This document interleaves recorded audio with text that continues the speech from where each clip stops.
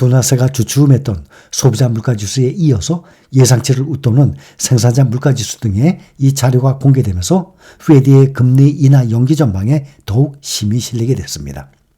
이날 PPI 발표 후 연준이 조기금리 인하에 대한 신중론을 유지할 것이라는 관측이 힘을 받으면서 시장에서는 6월 금리 인하 기대감은 소폭 낮아졌습니다.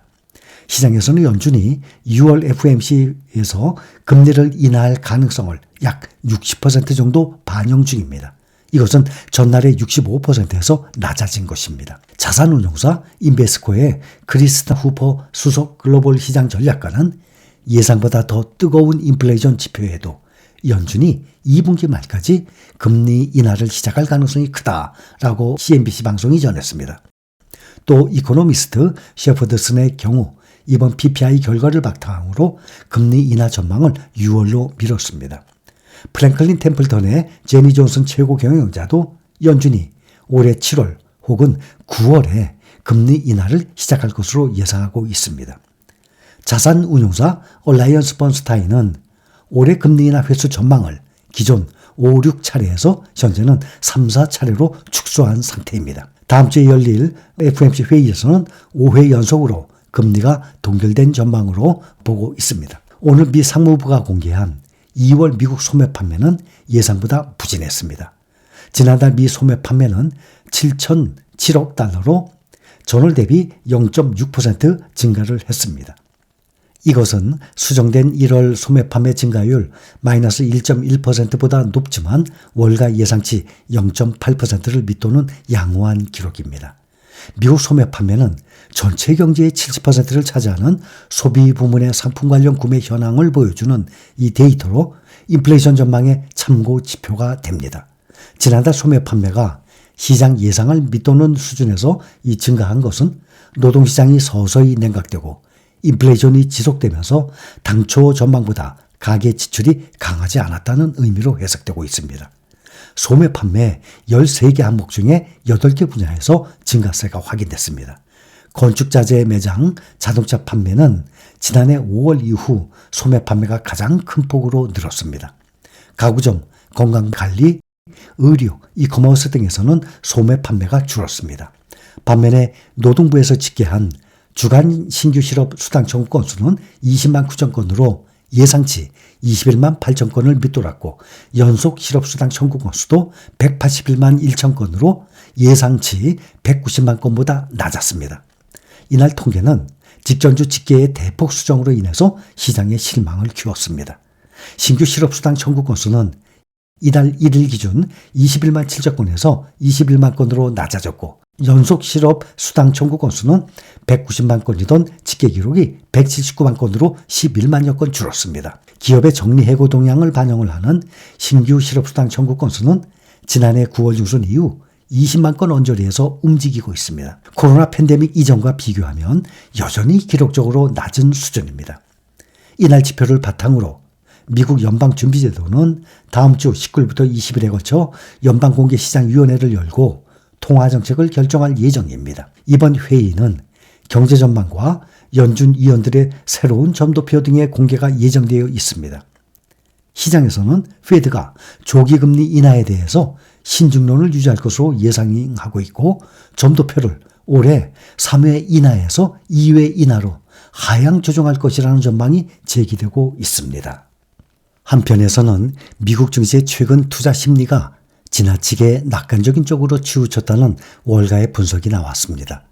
월가의 전문가들은 증시 조정의 경고음이 울리고 있다라고 경고까지 하고 있습니다. 최근에 실시된 이 서베이에 따르면 증시 강세를 지지하는 투자자들이 약 61%를 기록을 하고 있습니다. 시장 약세를 전망하는 응답자는 전체의 14.5%에 그칩니다. 이것은 직전주 수치 16%에서 더 하락한 수준입니다. 한 주 만에 시장의 심리가 더욱 강세로 치우쳐진 셈이에요. 투자자들의 증시 전망도 대체로 장밋빛인 것으로 보입니다. 미국의 개인 투자협회에 따르면 시장의 강세 전망은 46%로 약세 전망 22%를 2배가량 상회합니다. 블리클리 파이낸셜 그룹의 최고 투자 책임자인 피터 부쿠바는 이같이 강세론적인 시장 심리는 역발상 신호로 해석할 수 있다고 봤습니다.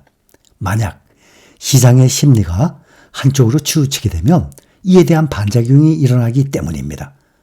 현재처럼 낙관적인 시장 심리 속에서는 조정이 일어날 수 있다라고 보고 있는 것입니다. 또 S&P 500 지수가 6250까지 달릴 것이라면서 그 전까지는 걱정할 필요 없다는 주장 또한 나왔습니다.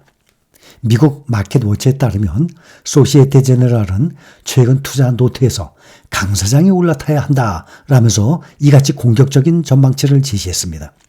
소시에테 제네랄의 마니시 카브라 미국 주식 전략가는 S&P 500이 6250에 도달하기 전까지는 거품을 우려할 필요가 없다면서 현재 주가는 과열과 다소 거리가 있다고 말했습니다.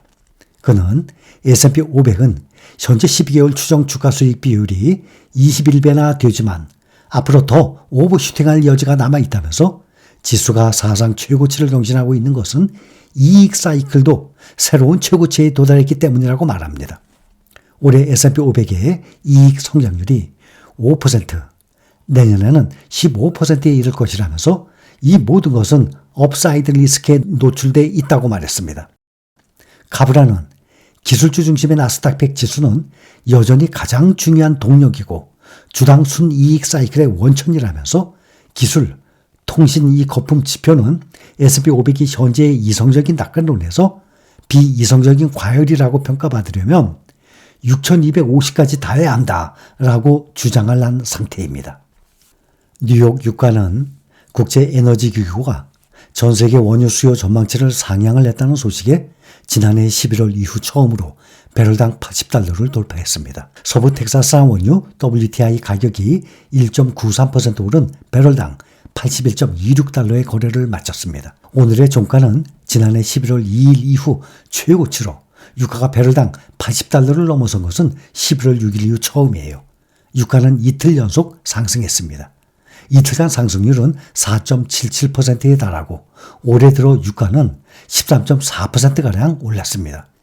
이렇게 유가가 오름세를 보이는 것은 석유 수출기구와 비오펙 산유국들로 이루어진 오펙 플러스 이 산유국 협의체가 자발적 감산을 지속하기로 한 가운데 수요에 대한 전망이 개선되고 있기 때문입니다. 국제에너지기구 IEA는 올해 전 세계 원유 수요가 하루 130만 배럴 증가할 것으로 예상했습니다. 이는 기존에 하루 120만 배럴 증가해서 상향한 것입니다. 다만 이는 지난해 하루 230만 배럴 증가해서 크게 둔화한 것입니다.